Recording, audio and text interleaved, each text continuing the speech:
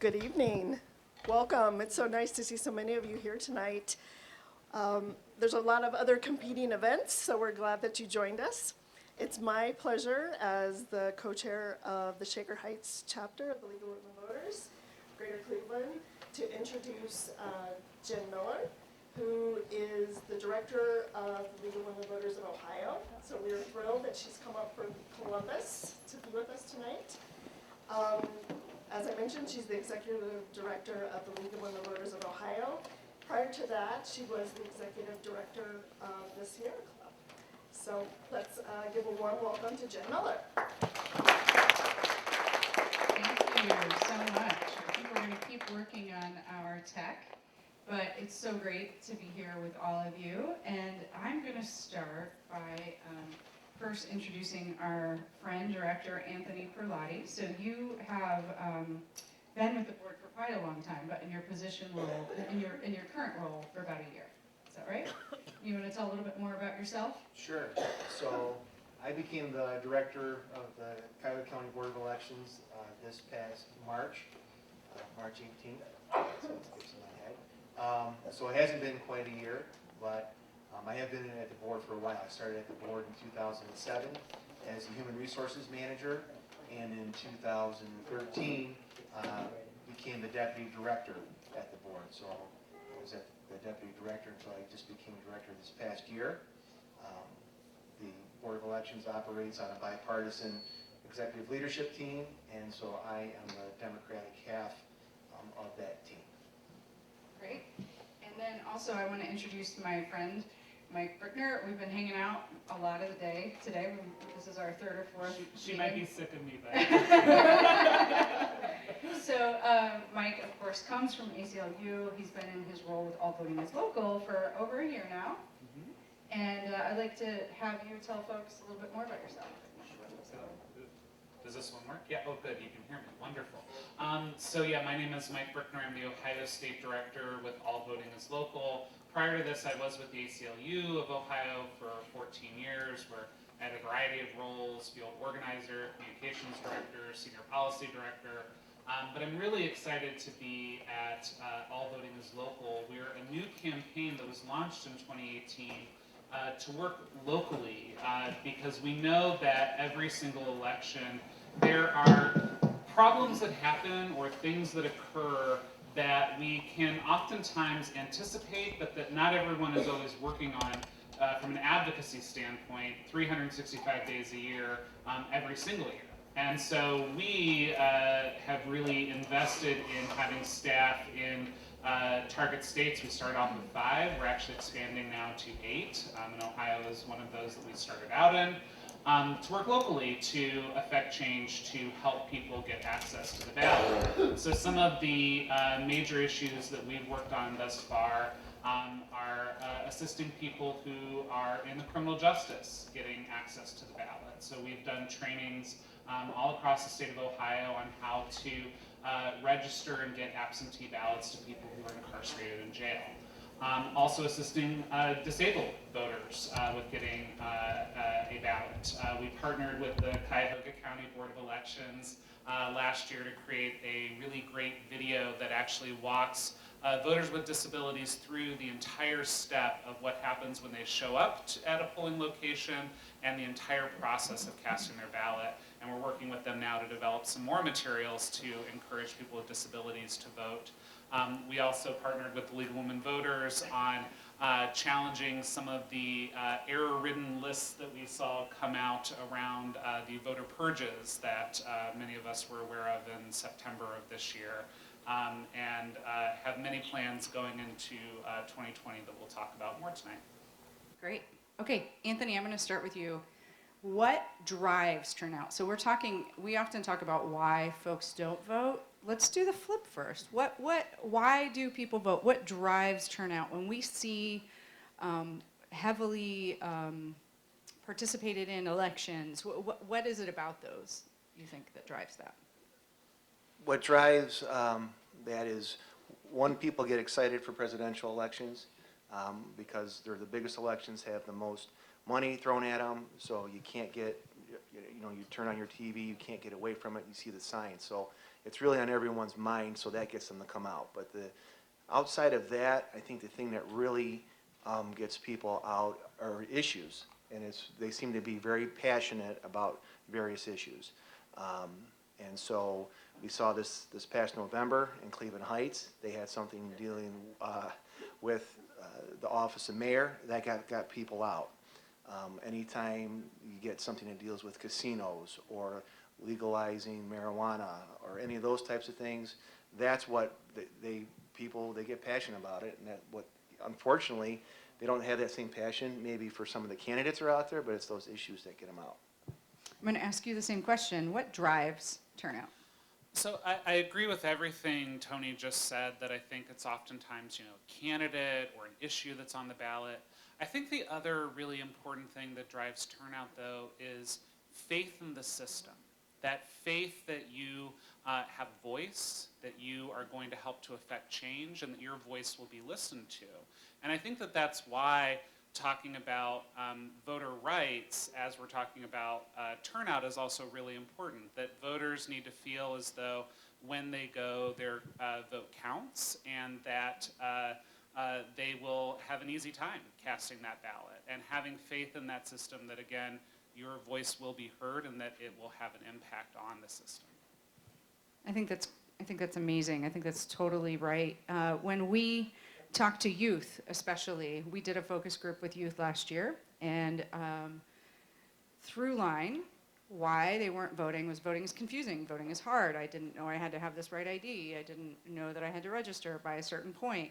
All of these kinds of things, and the through line on those students or youth, not all were students, so 18 to 25, it wasn't race, it wasn't income, it wasn't where they lived, it wasn't their education level, it was literally if they had someone in their life that was instilling why it was important and how to do it. So with that, let's start. Anthony, do you want to talk about some ways that we can get young voters involved and maybe some things that you're doing? Yes. So all high schools in they are required, or they're supposed to be registering their students. Some take that responsibility a little bit more seriously than others. And so what we do in Cuyahoga County is we make sure we try to work with those schools, make sure they have all the supplies that they need, make it easy, provide them with envelopes for them to get the stuff back to us, and try to facilitate some of that. So that's one way in which we do it. We do have a student poll worker program in Cuyahoga County where we try to work with schools to have students, so if they are a senior, 17 years old, they can be a poll worker. So we try to find that teacher or administrator in the school who is passionate about voting and is willing to kind of sponsor for the school. And so we work with them to get the kids involved that way. And I think by having them participate in the program, they understand a little bit more about it and they see how important it is, and it's fun for them. We also work with some of the schools to try to get the students to come down on election night. So if they're not a poll worker, when election day is done, we're only halfway through our day at the Board of Elections. So we try to have these young, fresh teenagers come down and help us finish what we have to do. But again, exposing them to the process and seeing what it is and how important it is, we try to do that. Today, I was at a presentation down at the Cuyahoga County headquarters with Cleveland leadership. They had brought through a group of 50 students, and it was Government Day, and so we always make sure we get on that docket, and we get about an hour, and we explain to them the importance of voting, how easy it is to register, to actually vote, the types of ways you can do it, and then we bring down equipment and actually take them through the process, so when they do go, although they're voting on their favorite flavor of ice cream and pizza topping, it's the same concept, and they see it's not scary, and it's easy to check in, and it's very, the actual ballot filling in a bubble, simple. The equipment is simple. So we try to do voter education like that, and really working with partners, advocacy groups, to get out there and just get out and talk about it. Because I think the more you talk about it, it becomes a little bit less scary for them. That's so fun. So I was going to mention, and then I'm going to go to you. So you know your tee-up question is youth, and I think I especially want you to talk about college Yes. students. I thought that's probably I'm where he ready. wanted to I'm go. ready. Like I've heard him thinking. But the League of Women Voters does have a program called Voter Girl with the Girl Scouts, and it's a program that was started by volunteers in Kent and is now in 20 states. And that's also what the Girl Scouts do is they, you know, of course you know this because I think you're a partner on this, but they can vote on a real machine. So the little girls vote on their favorite ice cream. Chocolate always wins. I know that's a shocker. But then the older girls get to vote on things like how they're going to, you know, what their year-end party is going to be, those kinds of things. So how many of you had some sort of kid voting experience? Your parents took you, or you got to do something like this Girl Scouts program, or what Anthony was talking about? Raise your hand. Okay. I think that's important because I think it's clearly an important piece, and that's something that each one of us can do. So early voting, my kid's now 21, and so she gets to pick the restaurant. We go early vote, and then she picks the restaurant, right? And she knows that I'm not going to have any influence on how she votes. She just got to get there, right? Okay, let's talk about college kids. So, and I love all the programs that Tony just mentioned that Cuyahoga County does. I think for college students, you know, we in Ohio are underperforming when compared to the rest of our neighboring states. When you look at college age turnout, we are significantly under many of our neighbors. And you know, in the last year that I've been doing the work specifically on voting rights, I've seen some really troubling examples that kind of show where there are, I think, gaps in the system. I'm going to give two examples. So the first is in Franklin County, Ohio State University, biggest university in Ohio, second biggest in the country, lots of students. We did a report earlier this year looking at provisional ballots in Franklin County. And you know, what we saw was that Franklin County was really outpacing every other county in the state of Ohio. Even though it's about the same size as Cuyahoga County, they were actually casting far more provisional ballots. When you look at the county as a whole, the rate of provisional ballot usage is something like 1.6%, right? So it's fairly low. But if you go to Ohio State University and you go to the Ohio Union, which is one of the main polling locations at the university, 1 out of 10 voters who walks through that door casts a provisional ballot, and 65% of those ballots then are rejected.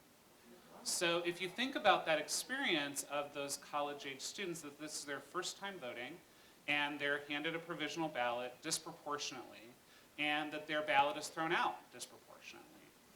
Similarly, my colleague in the back, China Baldwin, raise your hand, China. She is my partner in crime with All Voting is Local, and she has really been working on Central State University and Wilberforce University's campuses. We were actually contacted after the 2018 election by local election protection volunteers who said, we have noticed that there have been historic problems with college students on these campuses being able to get their votes cast. So we started looking at the data, and in 2018 the data was really pretty bleak.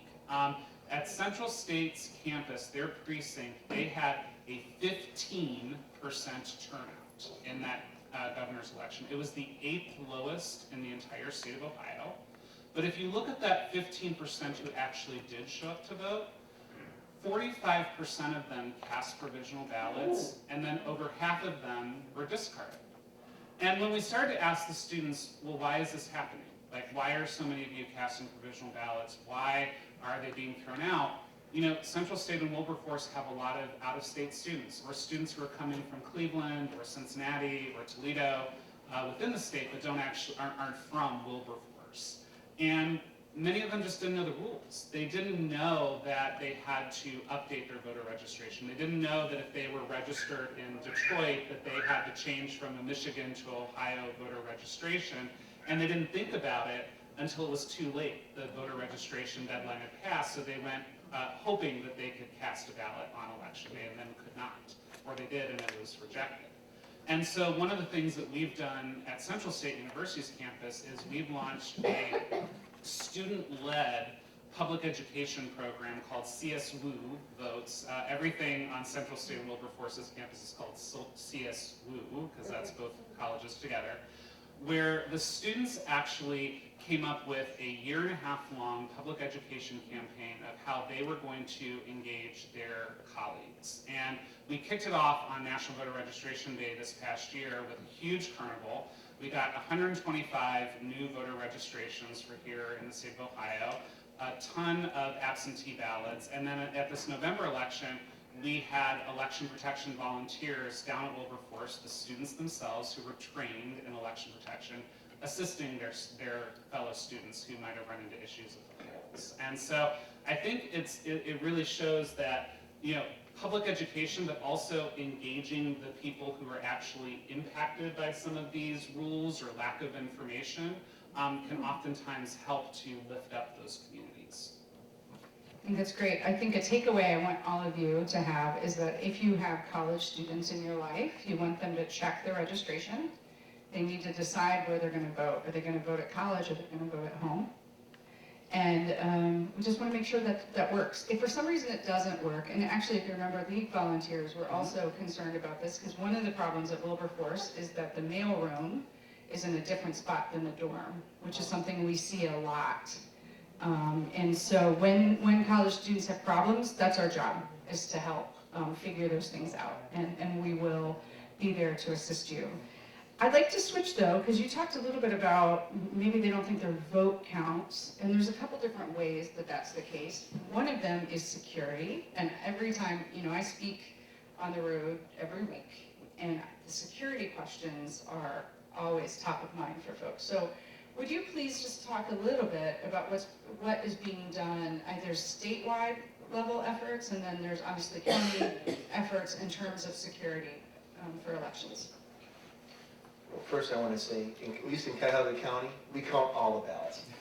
So that you don't have to worry about. So security, so cybersecurity, just security in general, that's what you hear a lot of that now, especially since 2016. So prior to that, in 2016, Cuyahoga County, we had always taken security seriously. And so we had put measures in place, and now we have enhanced them since. So there is different layers, levels, and types of security. So you have physical security. So anywhere where we have ballots in our location, those are behind doors that have two locks, a Democratic lock and a Republican lock. And typically, what we have is we have a lock box that sits on a wall where you have a Democrat knows half the code, a Republican knows the other half of the code. You need people together to get in there to get the keys out, to then go. So these locks, where there's two locks, one is a Democratic key, one's a Republican key. So no one can get in just by themselves. You have to have a person of the opposite political party to access just some of these areas physically. So you have security like that. Then you have like an electronic security. So where your ballot is created on that computer system, it's the same type thing. It's in a room where you have to swipe your card to get into the room. There's a Democratic swipe and there's a Republican swipe, and only select employees get access. So to get in there, they do that, and they log into the computer. Half the password is a Democratic password, half's a Republican password. So you need those two people to get in there, and then there's audit logs that keep track of everything you're doing. So you have things like that in place. We have, in 2019, the Secretary of State put out a security directive for all 88 counties and gave all counties, we each received $50,000 in which we can go ahead and spend that towards security improvements. Now in Cuyahoga County, we will spend a little over $200,000 this year, but they're only going to give us 50. So, but we knew that we had to go out and find the money somewhere to pay for the rest. And some of the things we're doing with that is, like we already had firewalls in place, but now we have additional firewalls in place. There are sensors that we have on our system that are monitored by the Department of Homeland Security. So when emails come back and forth, Homeland Security is watching and they see everything that goes on. We had to purchase 90 new computers because some of the computers we had were of an age where some of the best and latest security measures that you have, they couldn't be placed on those computers. So we purchased them, and we have that on there. We have multi or dual factor authentication to get into some of the systems that we have. So we have various types of security. We have layers of security. And so I think we have a lot of things in place. Our voting equipment is not connected to the internet. So that scanner you put your ballot in, the only cord it has is a power plug. So that goes into the wall. The computer that is used to create the media that put the election on there, not connected to the internet. It's an internal network that's created on, and that's where your results are tabulated. Well, you do see results on election night, so somehow they have to get out there so you can see them on the internet. So what we do is when we download results from that computer network, that tabulation network that's not connected to the internet, goes on a thumb drive, goes to a computer that is connected to the internet, we post the results. That thumb drive, though, is never used again. It's put to the side because it's touched the internet. It can never go back and touch the system. So we will go through like 25, 30 memory sticks on election night because you can only use it one time. So we have all these different types of things that go into place. And so, we're protecting against a lot of those things, but what's difficult is the false information and all those Right. types of things. You can't buy a security system that prevents that. So that's where we train staff and how they react and all those types of things. But we do take security very seriously. I think that's great. I think it's really important for all of us when someone says maybe your vote will be stolen or those kinds of things. We need to make sure that everyone understands that the votes count in Ohio. They really do. That the protocols he's talking about, those are the protocols taken, very similar ones are taken across the state. Someone asked about voting systems. We do have the Board of Voting Machine Examiners that examines and certifies various vendors of voting machines, and cybersecurity and overall security is part of that. Election administration plans, which is something that the league championed in a lawsuit after the 2004 election, require a lot of thinking about security and contingencies when the electorate goes down. I'm going to talk a little bit about Senate Bill 52, and then I'm going to pop over to you for thinking maybe more about the planning and the contingencies. So Senate Bill 52 is something that just passed unanimous support, both the Senate and the House, and signed by the governor. It's something that the League of Women Voters supported, it has 4 pieces, and I think we should be proud of this because there's no other state that's done this. So first, it codifies in law post-election audits, which is another aspect of the League of Women Voters lawsuit settlement in 2004. So that means that every other year, we would be auditing key elections to make sure the results are correct. It places a cybersecurity officer inside of the Secretary of State's office. It gives the Secretary of State a seat on Ohio's Homeland Security Council, which makes a lot of sense because elections are certainly critical infrastructure. And finally, it does this really unique thing where it creates what's called a cyber reserve. So it's like the National Guard, but it would be experts. Maybe they work for a Fortune 500 company, maybe they work for a university, but they could basically be put on loan to the state, and they could help if Cuyahoga County had a problem with cyber security, or they can advise the Secretary of State, or even if a local government, the city of Cleveland had some sort of problem. The Senate, the Ohio Senate Twitter accounts at one point were hacked recently. They could go on loan. Right now, individuals can't volunteer and do that for a whole bunch of insurance reasons, but they could go on loan. So that's something that just happened that I think is super important. And one more bill, and I'll try to remind you again about this one, but it's Senate Bill 194. And 194 has gone through the Senate unanimously, and we are pleased with this bill. It would require, just like counties have to choose voting machines from a certified list, counties would have to choose database systems for registration from a list that's certified. So that should mean we have better quality, more cyber secure in that regard, and it would place on that Board of election systems examiners, a cyber security expert as a non-voting member. So that hasn't made it to the House yet, but the House needs to hear from us that we would like to see Senate Bill 194 passed. With that, let's talk about planning, because I think part of this is when something goes wrong on election day, right? People automatically will start assuming that this is because someone's trying to steal our vote or we're trying to this or that. When usually it's just that there's a glitch, right? It usually just means something, we've got a little problem, but there's a way that we can plan through those problems. So maybe you can explain what I'm talking about, Mike. Absolutely. I think it's so important to have these plans, not just for when things go wrong on election day, but I know we're talking about, how do we increase voter turnout? Imagine if 100% of registered voters actually showed up on election day. Wow.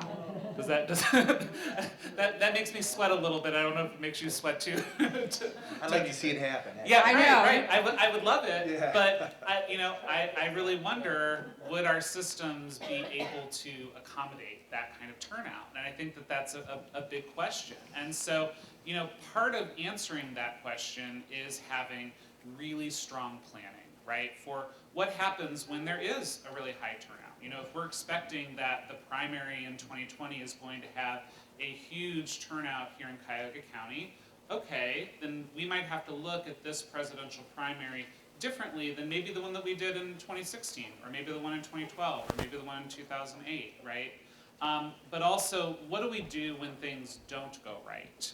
So when there's a loss of power, when we have construction outside of a polling location that we might not have known about, when there is an issue with people, with weather that happens. We've had it where there have been ice storms or tornadoes on election day. How do you accommodate for those things that seem like they can't be anticipated? It's that you have to anticipate them. And so the League of Women Voters, as Jen mentioned, after the 2004 election, filed litigation here in Ohio.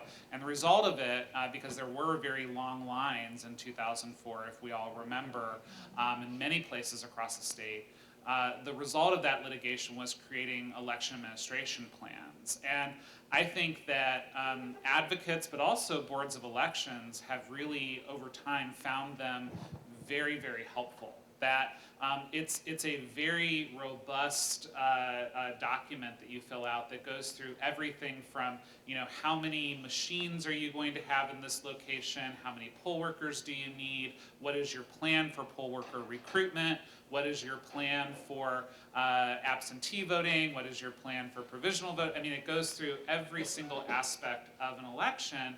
And it's a really great exercise for election officials to, I think, go through, but it also gives a really great amount of transparency for the public to be able to see what are the plans and what is the Board of Elections doing. I think the other side of that is that, there are always going to be those unanticipated things that happen. I mentioned earlier that we had election protection in Central State this past election.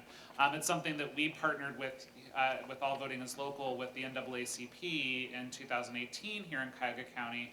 We have nonpartisan election protection, and we are looking to have it in both the primary and the general election in 2020, particularly the primary, because we know with the primary being on St. Patrick's Day, there are going to be special challenges here in Cuyahoga County. Again, my job is not to make Tony sweat all night, but we want to help plan for that, and we know that if we can anticipate there's going to be record turnout in these elections. We know for the St. Patrick's Day primary that there are going to be issues that come up. Having volunteers out at the polls, being able to spot problems with poll workers and with voters who experience issues, and then us having a good relationship where we can call the Board of Elections, which I really valued in 2018, we could call directly into the Cuyahoga County Board of Elections and say, hey, we heard about this problem at Murtis Taylor, can you send somebody out to address this? And they were responsive right away. In addition to what we're doing in Cuyahoga County, it also is, there are programs in all the other metro areas in Ohio, but we're really looking and hoping to expand out to other areas here in Northeast Ohio. So if you're a person that wants to get out to Cuyahoga County or Portage County or Lake County or Ashtabula County or any of those counties, absolutely, we are looking to grow that program. We'll be having trainings all throughout 2020 because it's so important to have people on a nonpartisan basis helping voters who run into issues. Let's talk St. Patrick's Day.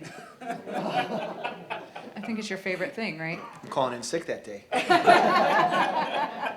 So, so the Columbus thought it would be a great idea to move the primary from March 10th and pick an alternate date. And we have all these dates available. What the heck, why not do it on March 17th? So the decision was made, and that's the hand I was dealt, and my coworkers. We got to figure out how to make it work. So, and that's what we're doing. So, although March 17th, it's a little ways off, we started planning for that actually a couple months ago because we had to, because we know a presidential primary is one of the most difficult elections anyways to plan for because of all the different ballot styles and types you have. But now you put it on a day that Cleveland, I believe Cleveland, for cities that actually celebrate or have a parade on St. Patrick's Day itself, I think it's the second largest in the country. So you get a lot of people coming downtown for that. So we have 332 polling locations, and we have 2 of them that are virtually on the parade route that we have to figure out how do we manage that, where else can we go. It's difficult in downtown Cleveland to find ADA accessible locations, so we're currently working through that, and so we've had a couple meetings with Cleveland councilmen to figure that out. But St. Patrick's Day is more than downtown, so what I did is I had staff send out a letter to all 332 polling locations in the county to see, is there any other conflicts that exist? And they do. And they have them in Euclid, and North Olmsted, and Westlake. So different churches and VFW halls that have St. Patrick's Day bruncheons and fundraisers and all that. So now I have to find alternate polling locations for all these those conflicts, which that was not the goal. The goal was get everything settled for this past November and then have it carry all the way through so we have consistency. Well, now we won't necessarily have that. So we will work with advocacy groups like All Voting is Local, League of Women Voters to get the word out once we figure out where these locations are. So we'll do things that we, above and beyond what we usually do, extra letters and notifications to individuals about what's going on and different advertising. But the polling locations is only one issue. I'm going to have issues with recruiting poll workers. And so March primaries, again, are always a little bit more difficult because a portion of our poll workers are snowbirds. So they go down south, they will still be there. So I already had to deal with that. I have the census coming up, which pays a lot more than I do, so they're going to take people away. And then you have St. Patrick's Day on top of it. So we have all these issues, but we start to work now to figure out how can we solve some of these problems. And it's, like Cleveland State reached out to me, and they're very interested, and they want to put together a program to get college students to come help. We're going to have, hopefully working with Mike, he helped us out in the past with some advertisement targeted on certain radio stations that, like talk radio and stuff, where people, it drove up applications. So we need to start doing many things to try to prepare for this. And probably the hardest thing is that the manager of the ballot department where you tabulates your ballots is a hardcore Irish guy. So he is bummed, and, but we'll make sure he gets lots of corned beef that day. So. I'd just like to add that I think, being a poll worker is one of the most important jobs out there. If you really care about our democracy, serving as a poll worker is so important. And just to add on, Tony and the folks at the Cuyahoga Board of Elections are really trying to be proactive and trying to figure out these issues.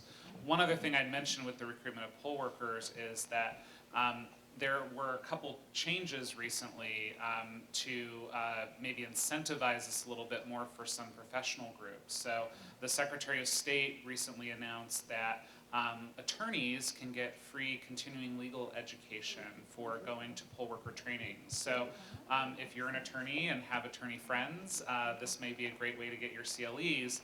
We were also able to recently get the National Association for Social Workers to give free continuing education units for social workers that serve as poll workers. And so we're in active negotiations about how to best leverage those opportunities, because we know if we don't have enough poll workers on election day, there will be problems and we won't have the staff to be able to navigate them. So it's so critically important. That's great. So let's switch a little bit. One of the best ways I think we're all going to have to handle St. Patrick's Day is early voting. So I'm getting a lot of questions. I've gotten this question a couple times. Why is there only one absentee ballot drop-off in the county? It's the law. Correct. Yeah, so. And also, why is there only one early voting location in the county? Consistent answer. It's the law. He's at 100%, everyone. So I think this is an issue that all three of our organizations have worked on together, and we tried actually during lame duck last year to get early voting codified, to remove the prohibition of having multiple early voting locations in one place, and also the concept that you could drop off your absentee ballot at any location. We're still trying that, and in fact, Representative Greenspan has actually been working on this, so if he's your representative, you might want to talk to him in this area, but all three of those are critical issues. Having multiple early voting locations, being allowed to drop your ballot off in different places is critical. But I want to hear from you. We hear this from rural counties, rural boards of elections that are less populated counties, I guess I should say, as well as the big ones. Can you talk about why this would make a big difference? So we have the one location down at 30th and Euclid where our administrative offices are. And one, we have very limited parking. It's in downtown Cleveland, so it's not necessarily convenient to people who live out in the suburbs. And, so it's not ideal to just have one location. In the presidential general, I anticipate we'll have 45,000 people come down through our doors over the course of that month's time, which is great. But it would be a little bit easier if we were able to have multiple locations throughout the county.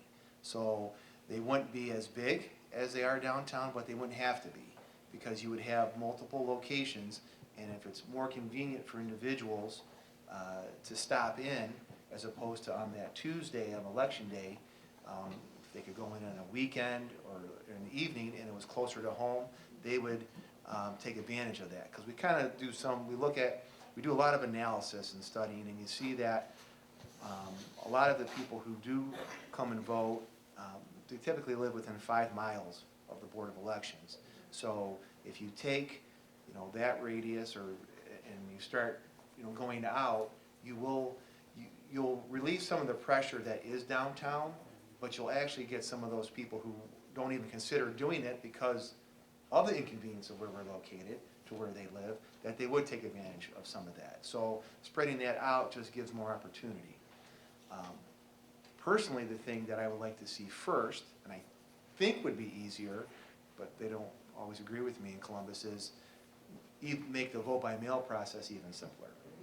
And so years ago, Cuyahoga County had a very robust program back 2008 and 2009, and we got to a point where in some elections we had more than 50% of the people vote by mail, which is great because it relieves the pressure at the polls.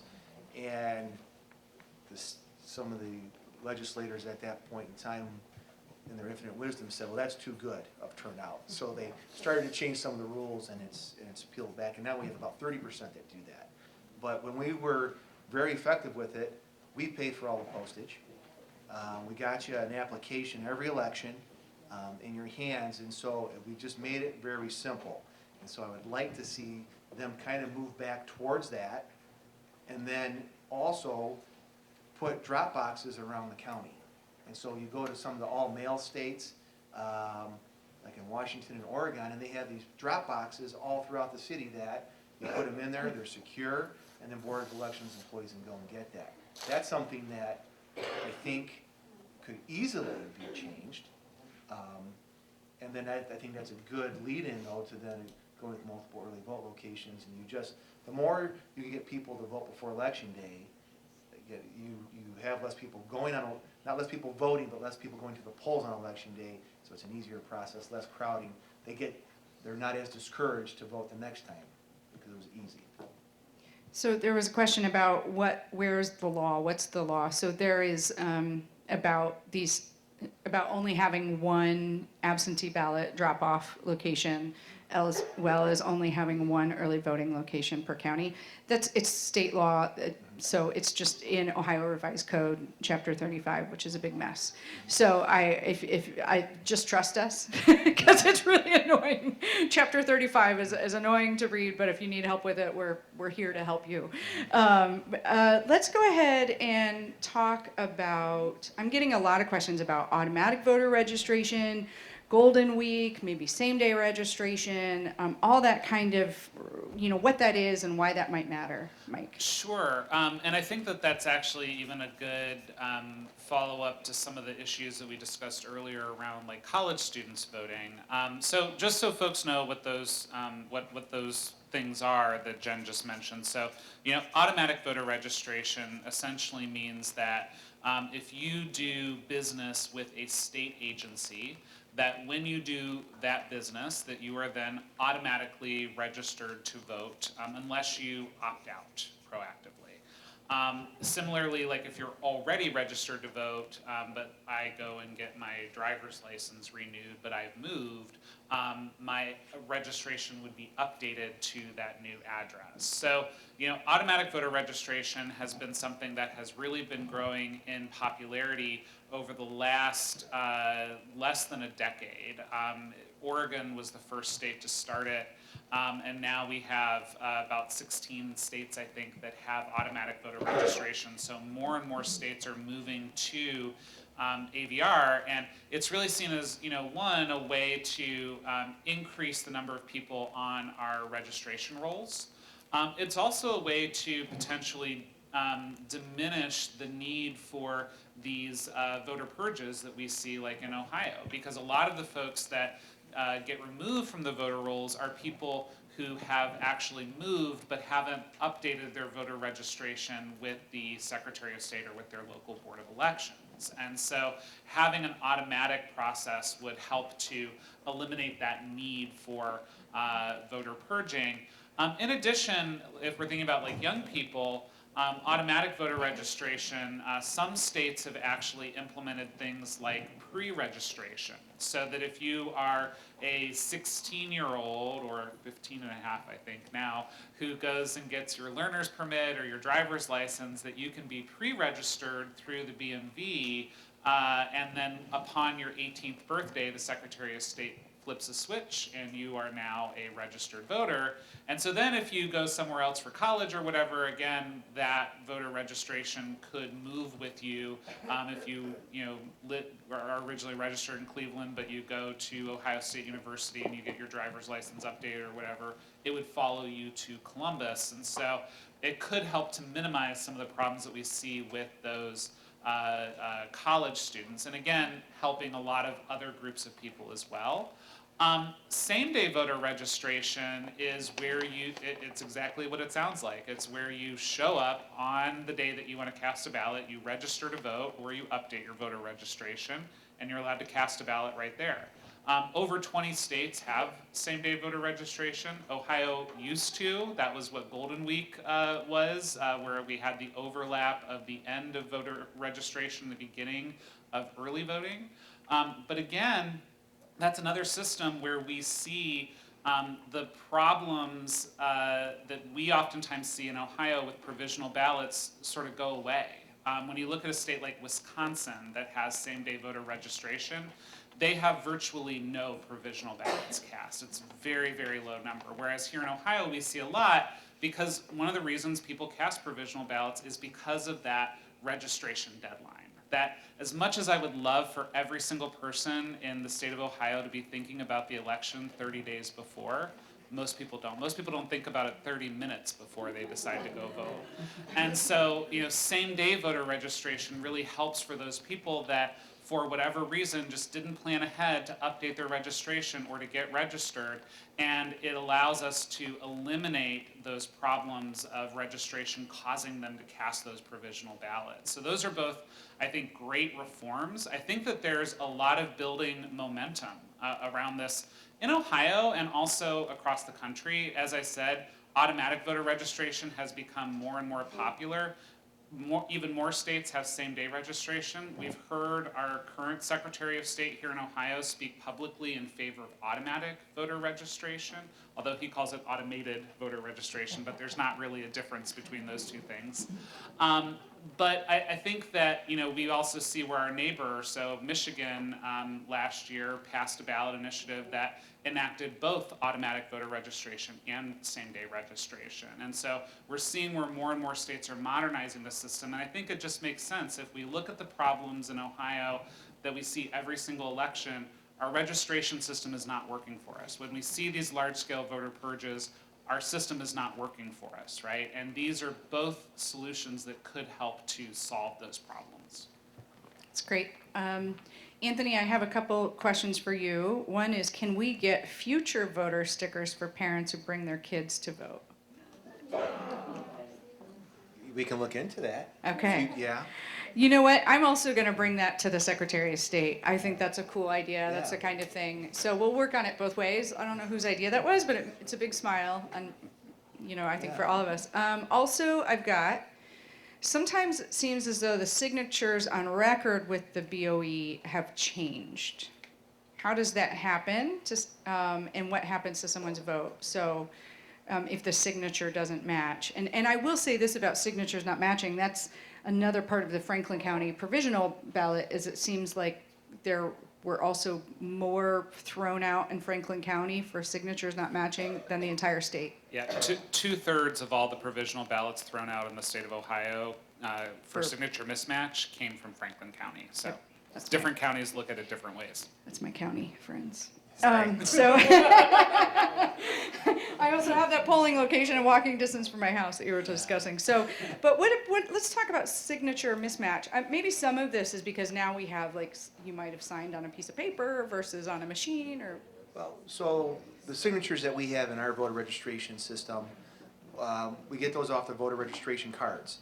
So whenever we have a card and a new card comes in for someone, if they're moving, updating their address, that now becomes their signature record, and we attach that, we scan it in electronically, we have that saved in the system. Individuals who update or register to vote online, that we get that signature from the Bureau of Motor Vehicles. So that's the signature then that we get, and that becomes your signature record. So those are where our signatures come from. Now, when you sign an electronic poll book, we are not taking that signature and importing it into the system. And part of the reason for that is because you're signing on a tablet, it's not the same as if you're signing on a table on a piece of paper. So we get that, just like you go to the grocery store, you just, you kind of, it's not as neat and crisp. So that's how your signature gets updated. As far as analyzing signatures for like provisionals, we look in Cuyahoga County, we look to try to find a couple like similar type things. So it may not be an exact match, but if the first letter of the first name and the last name, maybe if those are the same and the rest of it may be a little bit different, okay, we're going to look to see, does the other information match on the provisional envelope or on the absentee application, and if we can find some traits, or if there's a special way that somebody loops something, or the way they dot something a certain way, we look for some of these types of characters. We're trying to find a way to see, can that really match? If it doesn't match, then let's say it's on a provisional ballot, you have the front-end operator who determines that doesn't match. That goes to a quality assurance team, who they take a look, and then they determine. If they say it doesn't match, then it goes to the supervisory team. If they say it doesn't match, it goes to the manager and assistant manager, and if they still say it doesn't match, it comes to me and the deputy director, and then we make a determination. If we're inconclusive, then it would go to the board. So we don't allow, if someone says that doesn't match, it's not one person then who gets to make that decision. They make the initial decision, but it gets vetted through, and we try to see, is it really, because we take it seriously. We want to, signatures change over time, and that's another thing we do. Sometimes, depending on if it looks like it matches, but it's not quite there, sometimes we'll send a letter out to the registered voter saying, hey, how about you're interested in updating your registration, here's a card, and get a new one on file, because maybe their signature did change permanently. One of my favorite organizations is in the house. A. Philip Randolph Institute is here. So I just wanted to give you a shout out, an organization that's so important in terms of purge, in terms of gerrymandering work, in terms of reaching communities throughout the state, partners with us statewide and locally across the state. Frank LaRose, Secretary Frank LaRose, actually said that he thought that one of the problems for turnout was actually gerrymandering, and I think that fits right in with our APRI shout out. Can you talk about why? I know why, I think, but will you pontificate on how gerrymandering might lower turnout, Mike? I think absolutely that gerrymandering is part of the problem. That when we opened up this forum and talked about the reasons why people turn out, because there are issues on the ballot that they care about, but also their faith in the system and their faith that their vote makes a difference and that their elected officials are responsive to them, that gerrymandering is just a threat to our democracy. That when you have legislative districts that are engineered to ensure one party will always win that district, doesn't matter which party, but when one party will always win that district, that is inherently a problem, because it keeps us, the public, from being able to hold those voters or those elected officials accountable. And it also allows for, I think, corruption within political parties, right? For people to be kept into political office for long periods of time, for there to be political wheelings and dealings that don't necessarily benefit voters. And I think that when you have a system like in Ohio, where I think people looked at the 2018 turnout, and when you looked at like the state house races, so for the state senate and the state house, the vote split between Democrats and Republicans was about like 55-45. So 55 for Republicans, 45 for Democrats. But when you look at the apportionment of seats, it's practically a supermajority in both houses of the General Assembly. And so, you see where baked into the system where one party is likely going to win that seat no matter what, and that there has to be more than a red wave or a blue wave to break that wall, that it's practically impossible to do so. And so then voters get, I think, very disenchanted with the system and feeling like, the stuff that I hear about Congress and about the General Assembly is, well, it doesn't matter what I do or if I vote, because those guys are just going to do the same thing that they've always done, and they don't listen to me, and even if I try and vote against them, they're safe in their seat every single election. And so if we have competitive districts and we have competitive races, it allows for there to be new voices added into the mix. It allows for voters to feel like their elected officials are more responsive to them. It also, I think, can help light a fire under some elected officials who might otherwise have an attitude of, I can kind of do whatever and I'm still going to get elected in this legislative seat. Whereas if they have a more competitive district, they're going to have to really, show what types of actions they're taking, either in DC or in Columbus, and really show what they're doing to serve their constituents to keep their jobs. So I think it's absolutely connected with voter turnout, and just also just in general, where we are with our democracy right now. That if we lose faith in one of our branches of government, that's just a huge, huge problem for how our country and how our state runs. That's great.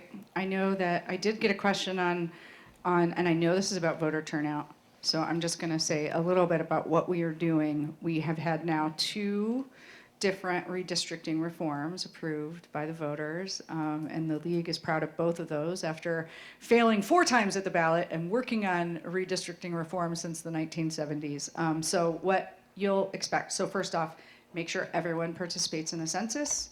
That's what our redistricting will be based on. But not just that, right? Low-income school lunches, transportation planning, emergency response, all of these things are based on those numbers. Literally, right now, at this moment, something is affecting our life, probably library funding based on census numbers, right? And so we need to make sure everyone does that. And then look to the League in 2021 where we will have our map making contest again, where everyday Ohioans can submit maps to the legislature. And we will have our rapid response team because we get the data from the census at the end of March. Once that's really overlaid onto the maps and all the partisan indexes are on there, the last time that wasn't really available to the public until mid-August. And then we will have 2 separate map making processes at the same time that both need to be wrapped up by November. So there'll be a lot of rapid response to do. Did you have a question? I just wanted to know the timeline again on the... Okay, so March 31st is when the macro data is due to the states from the census on population. 2021, right. So March 31st, 2021. So 2020 census, everybody counts. Let's make sure we count everybody. And then we get all the data at the end of March 2021. And then it takes a long time to get all of that data in the system. And so the last round we did the map contest in 2011, we really could not make that available until mid-August, which of course the legislature comes back in September. And both map making processes are supposed to be done by November. So we're gonna just have maps flying at us is what's gonna happen. And so we are working on creating a rapid response team. And so it'll be really important to have as many folks as possible engaged in that. And I'd like to transition because it's supposed to be about voter turnout, but I see my Sue really wanting to say something. Well, I just wanted to clarify with the census that, that enumeration starts this March. Right, Coming right, up, and then there's right. another year to go. So Right. it's not like you have from like March to December, and then they're hoping to get most of it completed by the end of April online, and then have people go out. So I just want to make sure that was really clear. Yeah. That timeline for the census. But the state doesn't get the bulk data until March. So it's just a super tight timeline. And we're going to be trying out these new processes that really, if they're going to work, it's going to be because we are holding folks accountable and we are engaged. So stay tuned. That'll be a fun ride for all of us together. I wanted to add, I get this question all the time, and I'm so excited that I get to give it to you instead of answering it. So I get this question literally every public meeting I go to. Why not split shifts for poll workers? Split shifts, so you have to hire 4 precinct election officials per precinct. So in Cuyahoga County, that's about 4,000 people that we have to hire to conduct an election.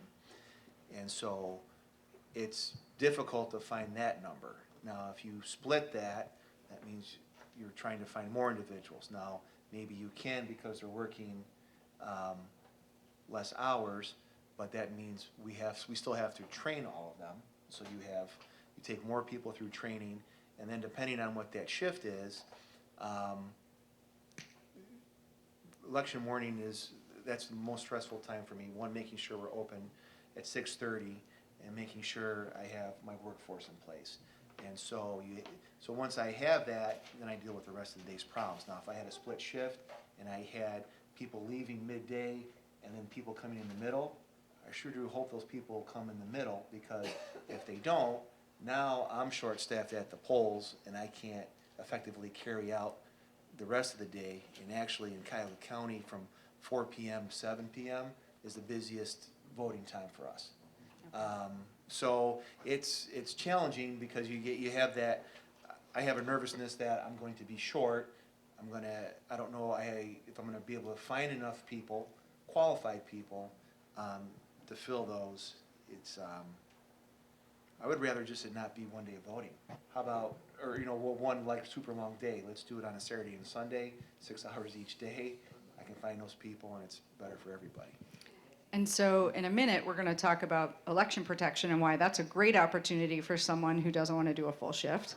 But before that, I want to just hear about, now that the legislature allows boards to reduce poll workers.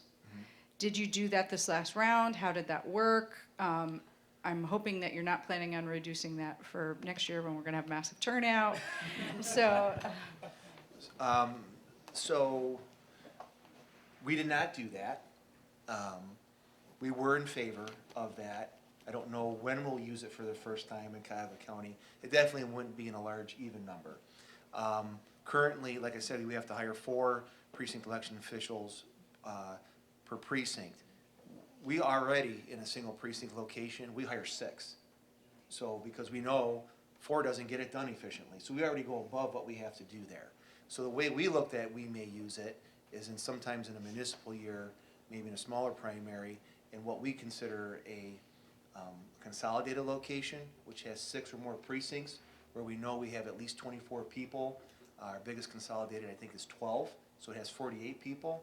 At that point, you're almost tripping over each other.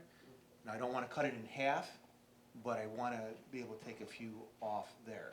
So when we kind of one time were playing around with numbers, we thought, okay, if we were to reduce, instead of 4,000, we would maybe be able to reduce by about 100, 150, so nothing that's really substantial, because we don't want long lines, we want effective poll places, and so you won't see drastic reductions, if at all. Definitely not next year. So we will continue with that. And again, we already go above on what we're supposed to do, because it makes sense. It's better for the voting experience. Thank you for that. So election protection is my favorite thing. So my start into election work actually was as an election protection volunteer in 2004, and my experiences there were part of the League of Women Voters lawsuit that that really looked at disability access issues, election administration plans, those things. So election protection is 866-hour vote.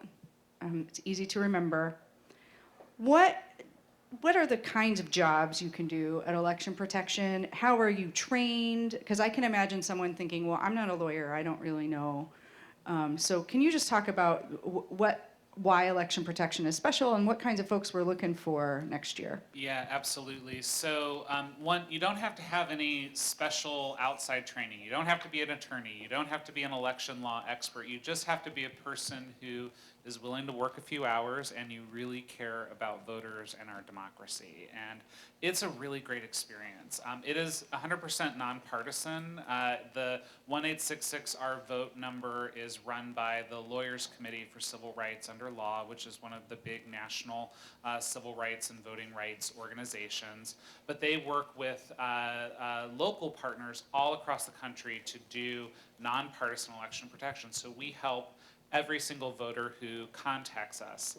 You will notice that there are other types of poll monitors out there in the world. So if you are with a political party, or if you're with a candidate, you are given special designation to be able to go into the polling place, and you actually stand in the polling place and observe what happens during the polling.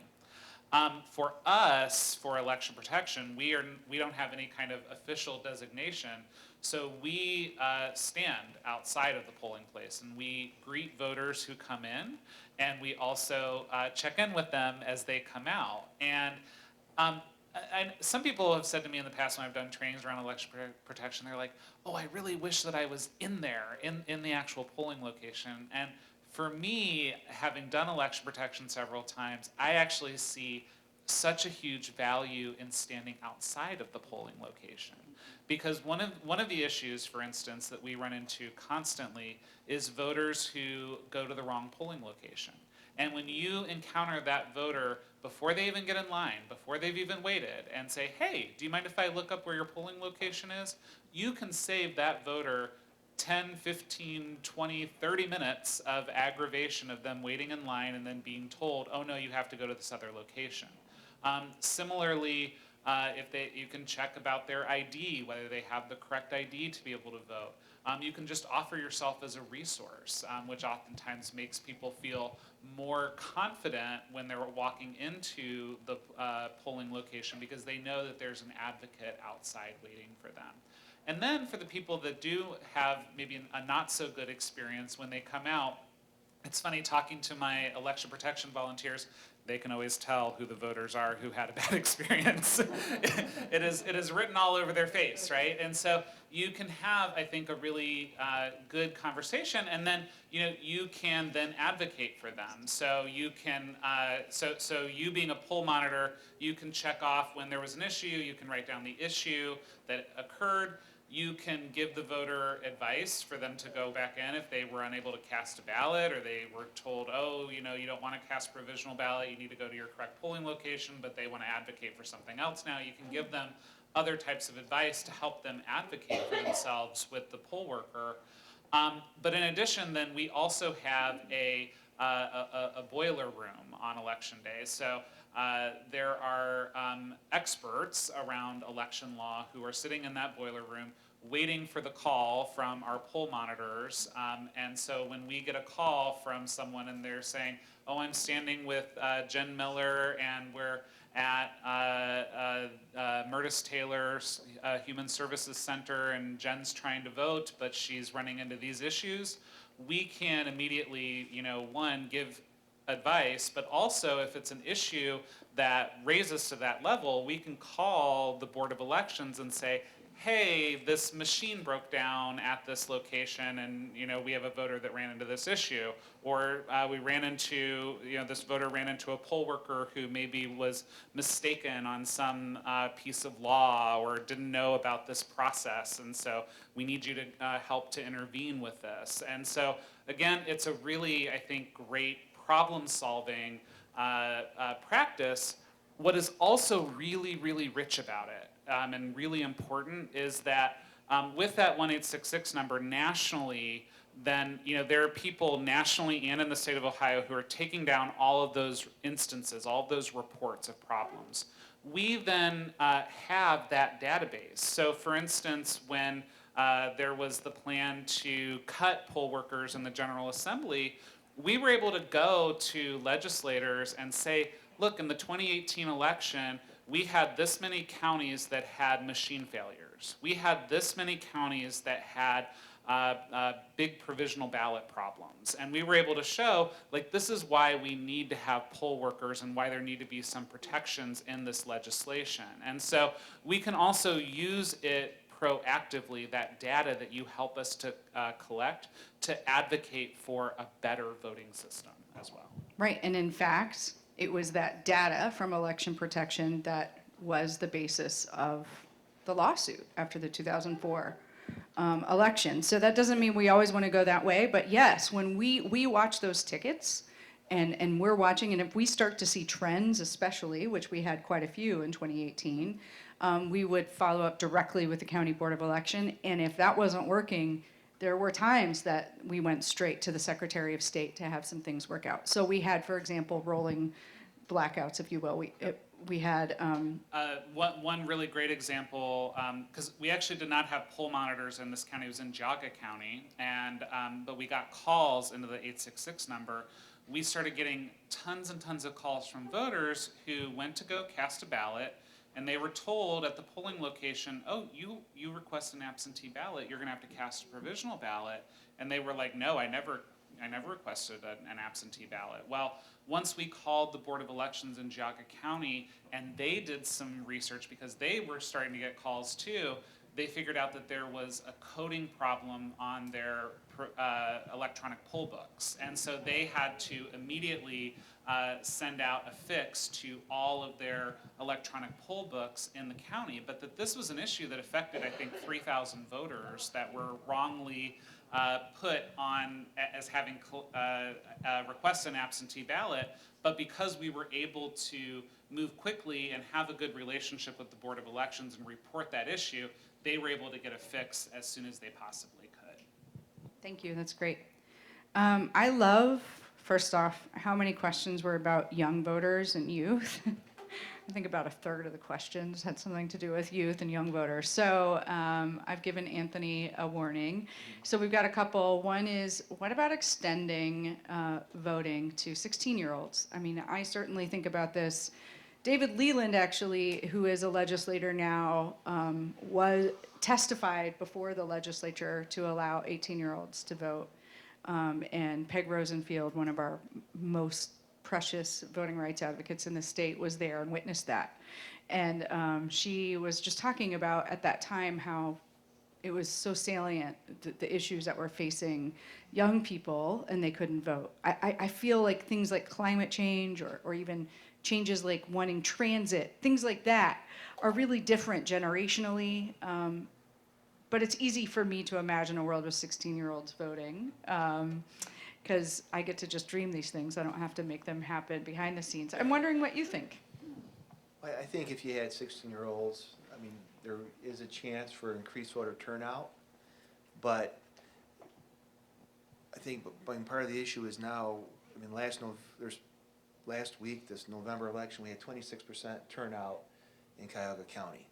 So I think you already have a lot of people who are not registered, who are not voting, who are registered. And if you have a 16-year-old at home and their parents aren't engaged, there's a good chance that I think that they're not going to vote either.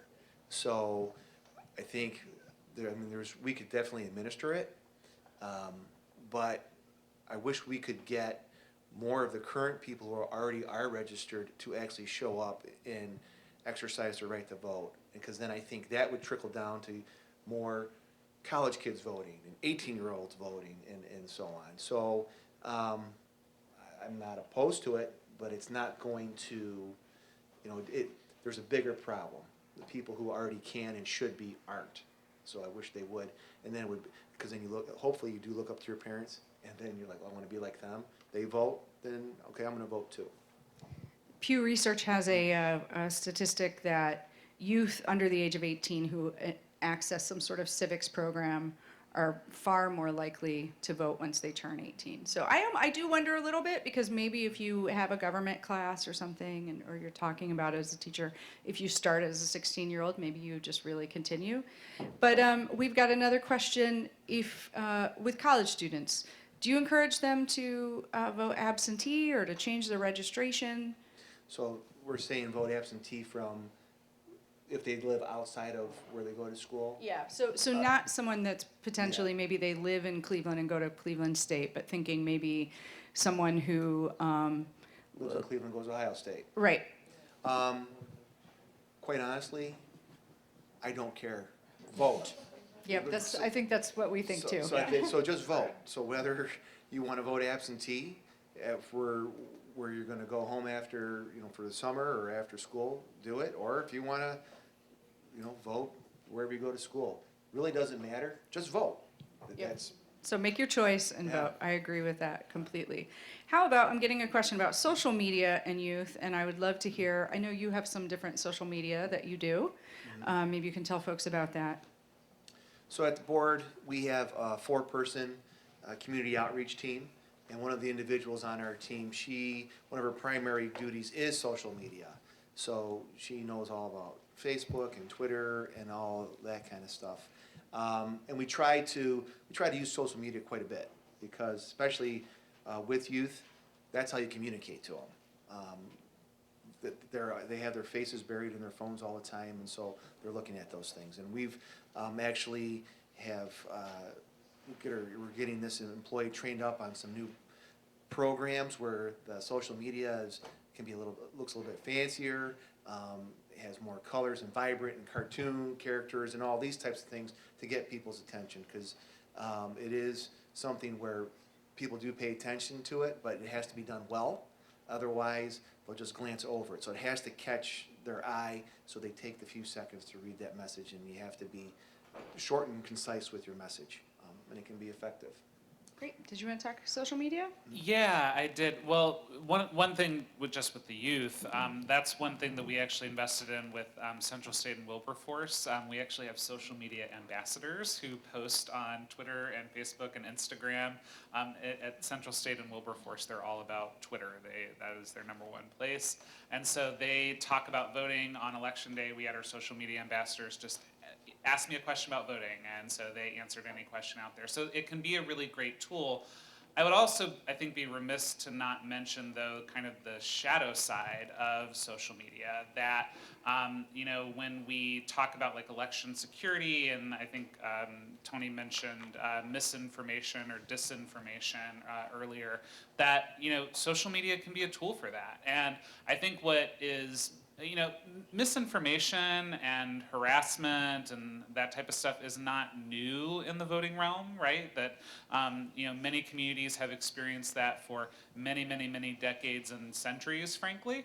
But social media, I think, is a new tool that really could allow for it to be used in a very frightening way. Two recent examples. When I first started this job last year, first election I had was actually the special election in the 12th Congressional District that was vacated down near Columbus. And one of the things that we saw that we worked with the Franklin County Board of Elections on was that voters started getting text messages from a random number saying, "Oh, did you know that your poll location has moved?" And it had not. And so, we had to do a lot of media to try and combat that. Similarly, in the 2018 general election, my colleague in Wisconsin, she had to work against some disinformation that's being spread on Facebook. An unidentified user took a picture of a flyer that was purportedly from Homeland Security saying, ICE officers are going to be patrolling all of the polling locations on election day. Beware. And that it was being spread all throughout Latino communities in Wisconsin to depress turnout. And so, recognizing that social media can also be a tool for that kind of disinformation and misinformation, I know my organization and my parent organization, which is the Leadership Conference on Civil and Human Rights, we are very, very interested in tracking that information, and so would encourage you, if you see that on social media, report it to Facebook or Twitter or whoever, but also we would love to hear it as well, because that is something that we take very, very seriously, because we don't want to see voters be discouraged. And the great thing about social media is that it's viral. The bad thing about social media is that it's viral. So I live in Congressional District 12, and I got one of those texts as the director of the League of Women Voters, which shows how not, I don't know, very interesting that they would send one to me, you would think. Wanted to just mention that when you're doing voter registration out in the field, that's why you also highlight that phone number, right? That's the one non-required item that we highlight, right? So that when we do get these kinds of problems, that there's a way to contact these folks beyond snail mail, right? So it's super important. Misinformation, I think, is so important, and let's do one of the most common misinformation, like misunderstood pieces of that's just out there. I'm sorry, that voters have that maybe is deterring turnout.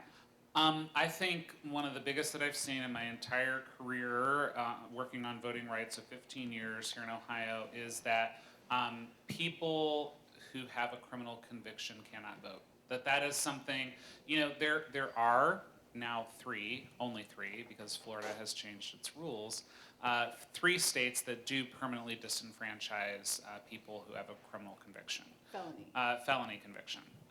But I think for many people across the country, when they hear that, it becomes something of an urban legend, right? That if you have a criminal conviction, if you are in the criminal justice system, you somehow cannot vote. But that is simply not true. In fact, the vast majority of people who are sitting in our jails across the country actually have the right to vote. On any given day, there are 750,000 people sitting in local jails across the country. Many of them, the vast majority of them, have not been convicted of any crime, which means that they are eligible voters. And here in the state of Ohio, even if you're convicted of a misdemeanor and serving time, you can still vote. If you've been convicted of a felony, as soon as you are out of jail, and if you are not jailed for that felony, you can vote. You need to re-register, though. You need to re-register if you were jailed. There are a lot of people, though, who, they make bail, they are out, they get a conviction, they don't have to go to jail for their felony conviction. Many people get probation or time served, and your registration should not be canceled unless you are actually serving time post felony conviction. Those are the only people that are really disenfranchised. But again, there's this urban myth that if you have some sort of felony conviction, and I've even heard people who say, if I have a misdemeanor conviction, then you can't vote, and that is simply not true. And unfortunately, the misinformation campaign is real on that one, right? There'll be flyers in low-income neighborhoods that say voting fraud is a felony, all these kinds of things that kind of conflate and confuse and intimidate people. I see that in Columbus regularly. And so that's another reason why we have social media. But how about you? What's one kind of wrong piece of information that kind of depresses the vote? One of the things that we hear all the time is that absentee ballots don't count, or they only count if it's close, and we hear the same thing on provisional ballots. Only if it's a close race will the Board of Elections count those ballots. So not true. We count every eligible ballot that we can. And the absentee thing just drives me nuts because basically a third of the county votes absentee. And when you go to watch your election results, you start to see results at 7:45. Well, what you're seeing at 7:45 is the absentee election results. Because we're able to start scanning those ballots. We can't tabulate them, but we can scan them 28 days in advance of the election. And so we do that, and then that's what you see. So yeah, they do count, and you see them first. They don't count any more than any other ballot, but they're there and they're counted for. Yeah. So that just drives me nuts how people still think that provisionals and absentees are only if it's a tie or it's close do we consider those. Anthony, you said you started scanning in 28 days 28 days. before the poll day. Correct. So as soon as absentee opens, when early in-person voting starts, the law has changed now, I think for the better, where now if you come and vote early in person, you actually can put your ballot into a scanner, the same scanner you would at election day. Prior to this year, voting early in person was basically voting by mail in person. Without the stamp, you did all the same paper. Now it's changed. You can still do those same forms, but they've given us more options. So as soon as that happens, you're scanning your ballot, which goes through it, and any ballots we can't mail out ballots till the first day. So if they were somehow miraculously came back the next day, if the post office was that fast, we could actually open it and run it through a scanner. But we couldn't tell you what the results were, not until post 7:30 on election day. Okay, we are wrapping up. So my favorite question of the night I kept for last, and if you could just do maybe 30 seconds, 1 minute. What does it take to turn a non-voter into a voter? One thing that it takes to help turn a non-voter into a voter. We'll go Mike, then we'll go Anthony, and I think faith. I go back to that faith in the institution, that you have to feel like your vote matters. That I think that Oftentimes, when I talk to people who are not registered voters or not frequent voters, a lot of them say the same thing. It doesn't matter. My vote doesn't matter. And, you know, we can give the statistics of like all of the races. I know there were several in this last election, even in Cuyahoga County, where they ended up a tie or were decided by just a handful of votes. And that's all true, but the data won't convince people. It's the feeling, right? The feeling that I'm included, that I am a part of this broader community and that my voice is going to be listened to.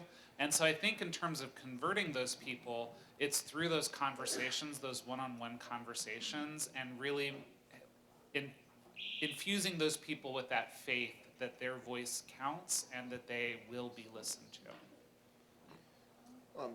Sometimes what I'll try to do is just find a topic or issue that the person is passionate about, and then tell them, okay, well, we're gonna line 10 people up and to talk about this topic, but we're only gonna let 2 of them talk about it, and they're gonna make the final decision, and you just have to sit back and take the result. And tell them, well, that's what is happening when you don't vote. You're letting those 2 out of the 10 make that choice for you. And if you're okay with that, well, I mean, that's what happens when you don't vote. But if you wanted to have that say, then participate. And I think if you just kind of break it down in a little bit smaller, make it personal to them and see that, they're like, well, that doesn't make sense. Why wouldn't all 10 of us want to have a say in it? So just kind of put it in a different perspective. So voting is complicated, it's confusing, it can even be intimidating. In 2018, the Ohio League reached 500,000 Ohioans with nonpartisan voter information. We have a goal of 1 million for 2020. And that will include things like social media, our voting 1, 2, 3 cards, which is everything you need to vote, need to know to vote in multiple languages. And then vote411.org, you may not know this, but the Nonpartisan Voter Guide also has a section that tells you what that job is. So what does the state auditor do versus the Secretary of State, right? I think even those things really matter. And so I think all of us need to do our part in engaging voters if we're demystifying that process. Maybe even talking about suffrage and how 100 years ago women were finally, you know, a law was passed. Not all women had that right equally 100 years ago, but that we've had to work really hard to get this right. All of these things, I think, matter. And I just want to say that all of you are the League of Women Voters, and so you're part of that goal of reaching 1 million voters. And with that, I want to thank all of you for coming.